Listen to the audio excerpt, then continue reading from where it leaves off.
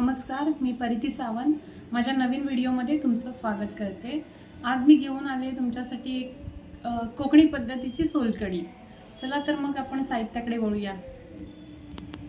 हे 2 वाटी किसलेलं खोबरं आहे, कोथिंबीर, साखर, हिरवी मिरची, लसूणच्या पाकळ्या, हे आलं, जिरं, मीठ आणि आगळ आणि पाणी. मिक्सरच्या भांड्यामध्ये खोबरं टाकून घेऊ.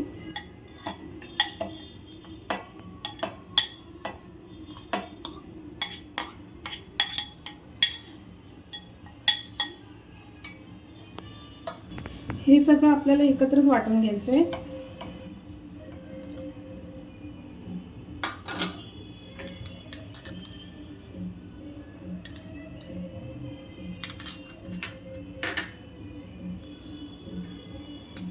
याच्यामध्ये ही सोलकढीची टेस्ट बॅलन्स होण्यासाठी आपल्याला साखर ॲड करायची आणि याच्यामध्ये तुम्ही बीट कलरसाठी बीटही यूज करू शकता, पण मी काही करत नाही, मला गरज वाटत नाही, कारण माझं जे आगळ आहे त्यानेच माझ्या सोलकढीला चांगला कलर येणार आहे.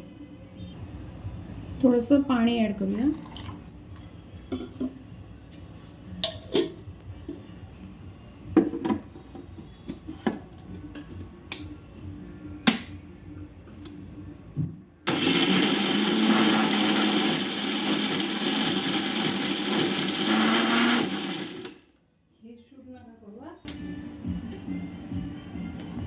आता मी हे गाळणीमध्ये गाळून घेते.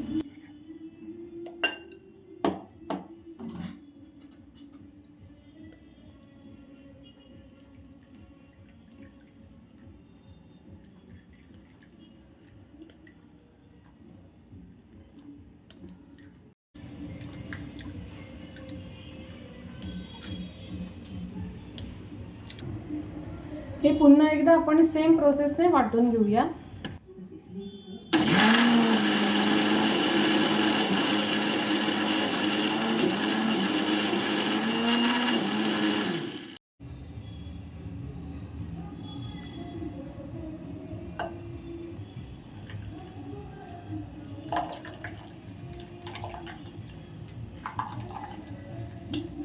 छान असं नारळाचा घट्ट रस येतोय. हे आता पुन्हा एकदा मिक्सरमध्ये आपण काढून घेऊया.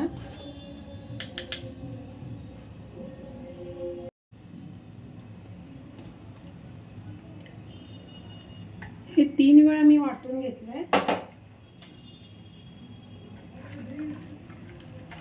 हे आपण नारळाचं दूध काढून घेतलंय. त्याच्यामध्ये आता आपण याच्यामध्ये आगळ ॲड करूया. हे तुम्ही थोडं ना टेस्टनुसार ॲड करा, तुम्हाला किती आंबट पाहिजे त्याच्यावरती.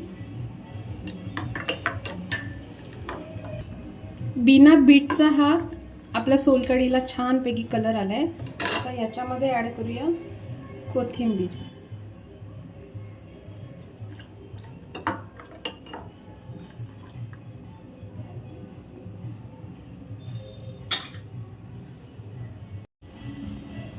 सोलकढी आपली रेडी आहे. ही तुम्ही फ्रीजमध्ये थंड होण्यासाठी एक 10 ते 15 मिनिटंही ठेवू शकता.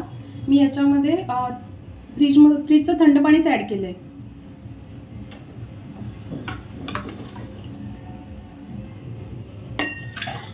आपली सोलकढी पिण्यासाठी रेडी आहे.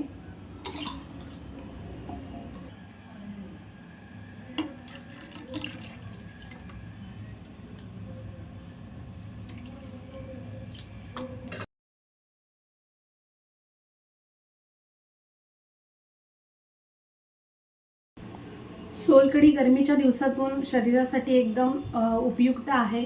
आणि आमच्याकडे कोकणामध्ये कसं व्हेज नॉनव्हेज जर आपल्याला हेवी जेवण झालं तर त्याच्यावरती एक रामबाण उपाय म्हणून सोलकढी, उत्तम पचनक्रिया होते.